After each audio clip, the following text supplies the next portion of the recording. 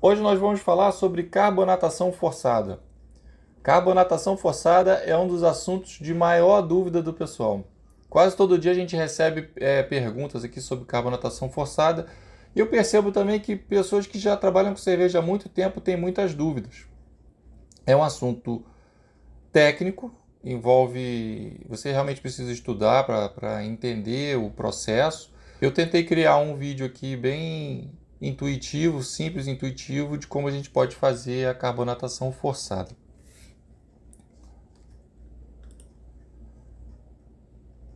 Bom, existem muitos vídeos na internet sobre carbonatação forçada. É, Cada canal tenta explicar do seu jeito, para o seu público, da maneira mais simples, né, que a pessoa possa fazer. Tem um canal que é o canal do Jamal, chama Beer School. O Beer School é um canal que se propõe a fazer uma abordagem técnica profunda e científica dos assuntos cervejeiros. Então eu usei como uma referência máxima assim, de carbonatação forçada e expliquei, vou tentar explicar aqui o que eu entendi da minha maneira, baseado no que eu li e no que eu tenho de experiência. O Jamal, ele é doutor em engenharia química na área de processos químicos e bioquímicos, é professor adjunto da Universidade Federal do Paraná e coordenador do curso de engenharia. Tem uma série de vídeos no canal do Jamal que aborda a carbonatação forçada em profundidade, dados científicos, equações, todo tipo de coisa, para dar suporte ao entendimento sobre carbonatação forçada. Eu vou fazer a explicação aqui tomando como base alguma das coisas que ele falou, explicando de uma maneira mais acessível à maioria das pessoas e usando como referência. Mas todos os links estão na descrição do vídeo e vocês vão usar como referência. Para fazer a carbonatação forçada, você vai precisar obrigatoriamente de um recipiente que seja pressurizável. O keg é disponível em 4 opções, de 10 e de 5 litros, transparente ou âmbar. O keg é feito de um plástico especial que permite a carbonatação forçada. E aproveitando, entrando nesse link da carbonatação forçada, eu destaco aqui um teste que nós fizemos no CETEA, que é um centro de tecnologia especializado nesse tipo de embalagem e fazer testes de fadiga. Então, nós pressurizamos o keg até o seu limite, até o limite de rompimento, e no de 5 litros teve uma média de 13,3 bar de pressão. É muita pressão. O de 10 litros da mesma forma. A média do de 10 litros foi 13,2 bar de pressão. O que nos dá muita segurança, porque a recomendação do manual e a recomendação de utilização do keg é de apenas 1 bar de pressão. E a gente vai demonstrar isso mais à frente com a ajuda da planilha de carbonatação forçada. Além do barril keg, além do barril pressurizável, você vai precisar de um cilindro de CO2, de um regulador de pressão, porque nós precisamos injetar a quantidade exata de CO2 que a gente precisa, de acordo com o objetivo de carbonatação que a gente quer. E tubos e conexões para poder conectar o cilindro ao barril. Um pouquinho da teoria, pontos importantes que a gente tem que estar ciente e entender. Um deles é a cinética. A cinética é como se processa esse efeito e ela está relacionada à velocidade da dissolução do CO2 no líquido. O CO2 ele se dissolve no líquido. Além da cinética, nós temos o equilíbrio. E equilíbrio é muito importante que a gente tenha o entendimento correto do equilíbrio, porque ele vai acontecer a todo instante. E o equilíbrio aqui, ele está relacionado à dissolução máxima. Qual é o máximo de CO2 que a gente consegue diluir em uma determinada quantidade de líquido? E o equilíbrio, tem outra coisa importante do equilíbrio que a gente precisa entender, é que uma bebida ela não é carbonatada, ela está carbonatada. E isso é um conceito que o equilíbrio passa para a gente. Porque um recipiente, uma cerveja, um barril que está carbonatado, ele está carbonatado àquela pressão e àquela temperatura. Por exemplo, você tem uma cerveja a 2 graus que está carbonatada e você extrai 1 ou 2 copos desse barril sem repor o CO2, você alterou a pressão interna e o líquido e o CO2 vai procurar entrar em equilíbrio com aquela nova pressão. Então, a bebida vai perder carbonatação. É importante a gente entender esse equilíbrio para ter em mente o quão é dinâmico esse efeito. Ele acontece o tempo todo. Se você mudar a temperatura, ele muda. Se você mudar a pressão, ele muda. Outras variáveis fundamentais no processo de carbonatação forçada é a pressão e a temperatura. A solubilidade do CO2 se dá em líquidos gelados. A temperatura influencia nessa solubilidade. A gente procura fazer sempre a carbonatação forçada em líquidos gelados. Aqui, partindo já um pouco para o processo, se nós colocamos pouca pressão no cilindro, vai entrar pouco CO2. Consecutivamente, vai haver pouca dissolução desse CO2. No contrário, se a gente aumenta a pressão, se a gente bota um excesso de pressão, vai entrar muito CO2 e vai haver muita dissolução do CO2 no líquido. Pressão baixa vai gerar uma cerveja sem espuma. A pressão alta vai gerar uma cerveja com muita espuma. E a pressão ideal vai dar o perfil de carbonatação e o perfil de espuma que a gente gostaria, que a gente almeja, que é a nossa estratégia, que é o que a gente desenvolveu, que a gente tem como objetivo para aquela cerveja. Mas como é que a gente sabe qual que é o perfil da cerveja? Existem diversos tipos de cerveja com perfis de aroma, de malte, de lupulagem e perfis de carbonatação específicos. Cada uma tem o seu perfil de carbonatação, dentro do objetivo que se quer de sabor para aquela cerveja.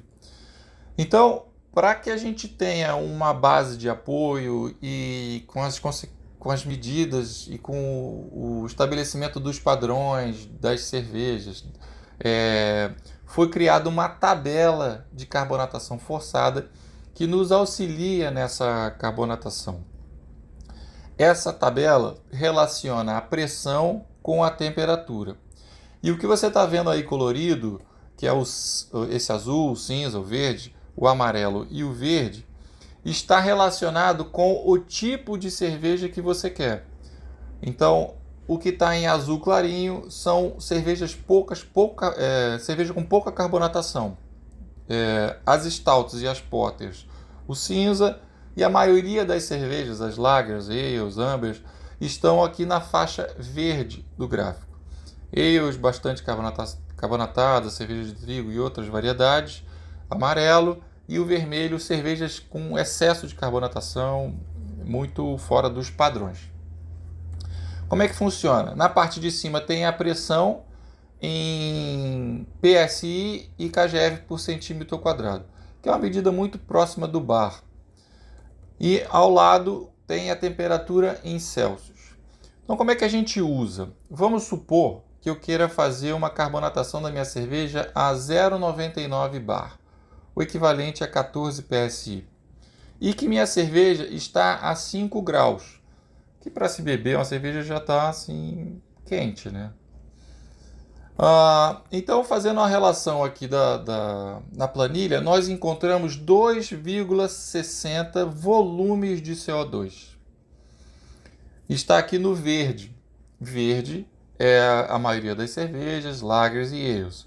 Se estiver dentro do seu objetivo de carbonatação, essa é o padrão que você tem que seguir. Se a sua cerveja está a 5 graus, você tem que botar 0,99 bares de pressão.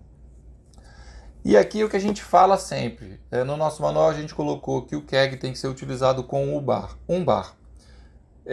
Mas esse 1 bar ele é relativo, porque você tem que ter em mente também qual é o objetivo de carbonatação que você deseja. Porque a gente acabou de demonstrar aqui com o auxílio da tabela de carbonatação que com 5 graus a cerveja e 1 bar de pressão ela vai alcançar 2,6 volumes de CO2. É o limite da tabela para a maioria das cervejas. Pode ser que fique um pouco carbonatada para o seu paladar, de repente você pode trabalhar com menos carbonatação. Então não existe nenhuma razão para você colocar mais do que 1 bar de pressão no keg. 1 bar de pressão é mais do que suficiente para você servir, manter e carbonatar a maioria das cervejas, dos estilos de cerveja. Então, essa planilha nos ajudou a demonstrar por que a gente reforça a questão de 1 bar no keg e não vê razão nenhuma para se passar de 1 bar no keg. O que é ótimo, porque a gente já fez o teste, sabe que ele resiste a mais de 13 bar, mas é um teste em condições de laboratório, né, para se fazer isso em casa. Então, manter abaixo de 1 bar evita o estresse desnecessário do material. É um material plástico que pode deformar. Então, não existe razão nenhuma para passar de 1 bar. Seguindo aqui, vamos supor que eu não queira 2,6, eu queira 2,43 volumes de CO2. Ficar ali no meio entre as relações.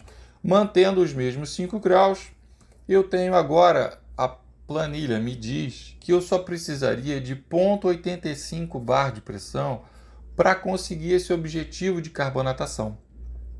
Veja, não preciso nem de 1 bar, é menos do que 1 bar. Mas como há uma grande chance das cervejas estarem mais baixas, a temperatura estar mais baixa do que isso, por exemplo, 2,2 bar, a gente teria ali por volta de 2,38 de objetivo de carbonatação. A planilha nos mostra que a gente precisa só de 0,63 bar de pressão para alcançar esse perfil de carbonatação. Veja, isso é muito dinâmico. A temperatura influencia, a pressão influencia. Então essa planilha é um grande suporte para a gente ter como base e fazer uma correta carbonatação da cerveja dentro do perfil de carbonatação que a gente deseja. Seguindo aqui, uma coisa que é muito importante a gente falar e trazer o entendimento do que significa volume de CO2. Tomando como base aqui um keg de 5 litros, imaginando que ele está cheio e já está carbonatado a 2,5 volumes de CO2 e mantidas aqui as condições de temperatura. Se fosse possível eu extrair todo o CO2 que está nesse keg de 5 litros com a cerveja carbonatada, existe CO2 ali suficiente para encher 2 volumes de kegs iguais, 5 litros, e meio. Então, o CO2, se eu conseguisse extrair de dentro desse keg, ele encheria 2 kegs e meio. 2 kegs de 5 litros e meio. Entendeu o que seria, então, a dimensão do que é volumes de CO2?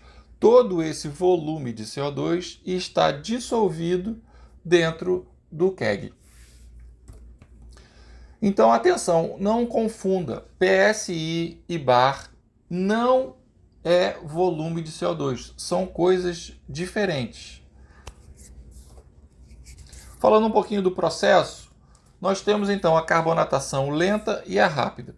Na carbonatação lenta, e considerando aqui que a gente colocou a pressão ideal, existe uma pouca área de contato do líquido com o CO2. Só a linha da cerveja é o único contato que o CO2 tem com o líquido. Então é uma área de contato muito baixa e essa transferência, essa dissolução do CO2 ocorre muito lentamente. Então é uma carbonatação demorada. Vai acontecer da mesma forma, mas ela é lenta. O processo de carbonatação rápida é diferente. A gente tem a mesma pressão, o mesmo recipiente, a mesma bebida, só que nós fazemos a agitação do líquido. Quando você agita o líquido, o CO2 consegue entrar em contato com todo o líquido, né? Porque você está agitando e o líquido está se mexendo dentro do recipiente. O que aumenta a área de contato do CO2 com o líquido, permitindo assim uma carbonatação muito mais rápida. Agora tem uma coisa que o Jamal dá como exemplo e eu achei brilhante, que vai fazer que faz a gente ter o entendimento correto da carbonatação lenta e da carbonatação rápida. Imagina o seguinte, uma xícara de café que você vai colocar açúcar. Só que na primeira xícara de café você não vai mexer o café, vai só deixar o açúcar e que ele vai dissolver por ele mesmo sozinho. E na segunda xícara você adiciona o açúcar e você mexe o café. Claro que no segundo café vai ocorrer a dissolução do açúcar muito mais rápida, porque você está fazendo o açúcar entrar em contato com mais partes do líquido, né? No café, que o açúcar fica parado, também vai haver a dissolução do açúcar, mas isso vai levar muito mais tempo. É uma comparação perfeita do que acontece no processo de carbonatação lenta e no processo de carbonatação rápida. Bom, era isso, pessoal, e agora a gente vai passar para a parte prática. Eu vou fazer uma carbonatação e vou mostrar para vocês como é que eu faço.